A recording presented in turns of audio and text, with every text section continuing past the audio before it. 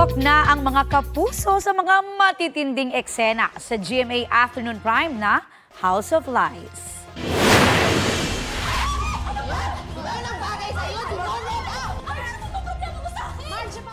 Kung dati sa cake, ngayon naman ay sa juice bowl nginudgod ni Marge Beauty Gonzalez ang bilas na si Thea Cris Bernal. Yan ay matapos malaman ni Marge na may anak pala ang mister niyang si Paolo Mike Tan at si Thea. Sa likod ng intense na eksena na yan, isang masayang cast naman off-cam ang nakikipagkulitan sa mga staff at crew. Si Beauty sobrang kulit na napatakbo pa matapos kunan ng isang matinding eksena. Si Mike naman nakasmile lang at ipinapakita ang sampal ni Beauty. Isinare ni Cris ang behind the scenes ng panibagong intense na eksena na yan. Say pa ni Cris, tuwang-tuwa na naman daw ang Team Marge. Biro niya pa, tamis daw ng juice. Chika ni na Beauty at Cris sa Inyong Mare, happy sila sa set at masaya sa mga natatanggap na feedback.